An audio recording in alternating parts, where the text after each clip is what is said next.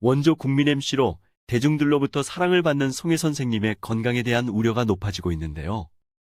지난주 설 특집으로 방영된 KBS 여러분 고맙습니다 송혜는 한 달 전 녹화한 것으로 그는 살이 빠지긴 했으나 비교적 건강한 모습이었죠. 그런데 최근 건강 문제로 병원에 입원한 적이 있었던 데다 최근 전국 노래자랑 녹화와 스페셜 방송 등에도 나서지 않아 대중들의 걱정이 늘어나고 있습니다. 오늘은 만 95세인 송혜 선생님의 건강 회복을 기원하며 그의 파란만장한 인생과 소원, 전국 노래자랑 후임 MC 등을 집중적으로 살펴보겠습니다. 1927년 황해도 재령군에서 태어난 그의 본명은 송복희입니다. 1949년 황해도 해주예술전문학교에 입학해 성악을 공부하던 중 6.25 전쟁이 터지자 공산당 유격대의 모병을 피하려고 인근 마을에 숨었다가 돌아오기를 반복했다고 합니다. 그는 일사후 때 당시 다시 나가려는데 어머니가 얘야 이번엔 조심해라라는 말을 듣고 걱정 마세요라면서 어머니와 여동생을 두고 나왔는데 그것이 마지막 인사였습니다. 이후 그는 해주와 연평도를 거쳐 미 구남 화물선을 타고 부산까지 내려오면서 바다 해자를 예명으로 결정했다고 합니다. 피난선이 도착한 부산항에서 그는 앞사람만 따라다니다가 군에 입대해 통신병으로 복무, 1953년 7월 27일 당시 사용하던 모스 부호를 이용해 휴전 메시지를 타전했다고 합니다. 당시 군대 선임이 혼자였던 그에게 여동생을 소개시켜줬는데 그녀가 바로 부인인 서곡이 여사입니다. 이후 그는 1955년 창공학 극단을 통해 가수로 연예 활동을 시작했는데요. 창공학 극단 생활은 실로 말로 표현할 수 없을 정도의 고행이었습니다. 그는 유랑 생활을 하며 허름한 여관을 전전했고 막내 단원이어서 허드렛 일도 독차지했다고 합니다. 당시 상황에 대해 그는 유랑극단 시절 예인으로 살기 위해 발버둥 쳤으나 건강을 해치게 돼 병원에 6개월 입원했다가 다시 한번 마음을 추스르려고 했지만 정말 힘들었다고 회고했습니다. TV 방송이 시작된 후 송혜는 코미디언으로 활약, 수많은 코미디 프로그램에 출연했는데요.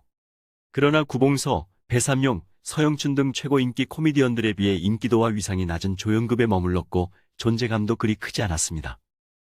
그러다 동양방송이 매일 아침 라디오 채널을 통해 방송하는 생활정보 프로그램 가로수를 누비며의 진행을 맡으면서 운전자들 사이에서 큰 인기를 누렸습니다.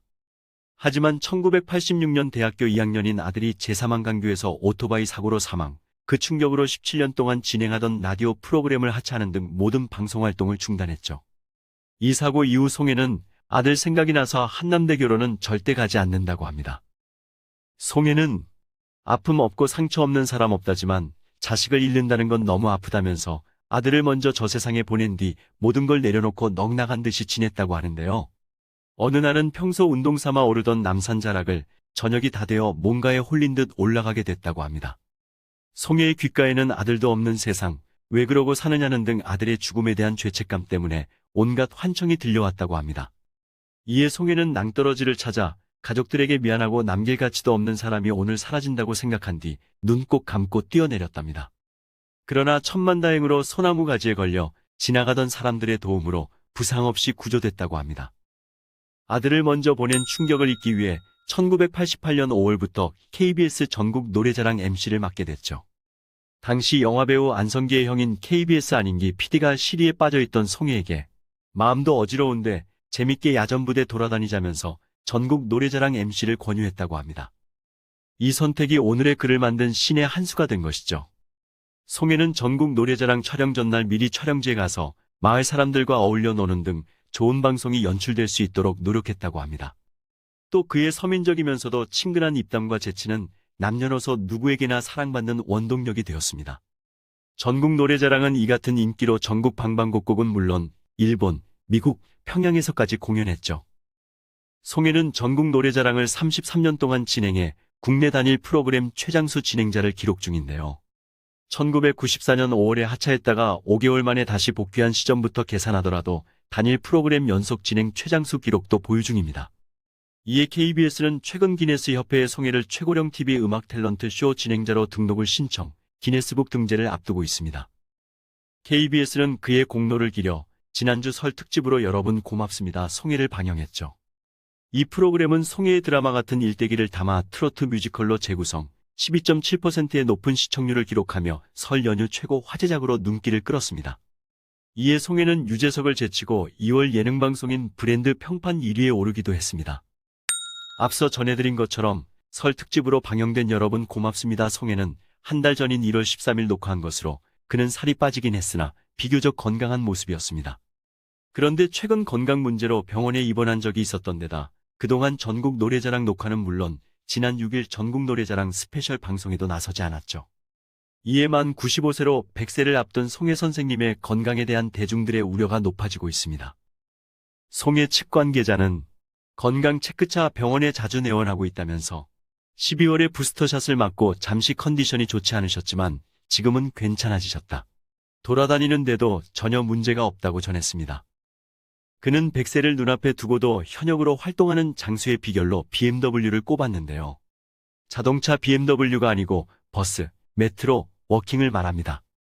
즉, 주로 버스와 지하철을 이용하고 걷기 운동을 꾸준히 한다고 합니다. 송혜의 꿈은 고향에 가서 전국 노래자랑을 진행하는 것인데요. 그는 얼마 전 TV 프로그램과 인터뷰 등에서 못 가본 데가 있는데 내가 죽어도 거긴 갔다 와야 한다면서 고향에 가서 노래자랑 소리를 한번 외쳐야 한다. 황해도 재령군의 명산인 구월산 앞에다가 큼직하게 야단법석 한번 차려놓고 고향에 계신 여러분. 송혜가 고향에 노래자랑 하러 왔습니다. 라고 소리쳐보는 게 내 소원이라고 밝혔습니다. 송혜는 70년 전 북한에 두고 온 어머니의 사진 한 장을 가지고 있지 못해 평생 한이 된다고 하는데요. 2019년 방송된 MBN 송혜아 고향가자에서 어머니의 얼굴을 떠올리던 송혜는 가물가물하다. 이럴 줄 알았으면 사진이라도 가지고 나오는 건데라며 안타까워했죠. 이에 몽타주 제작 업체를 찾아가 기억 속 어머니의 얼굴을 복원하는 작업에 참여, 초상화로 선물 받은 어머니 사진을 쓰다듬으며 애끓는 효심을 드러내 시청자들의 심금을 울렸습니다.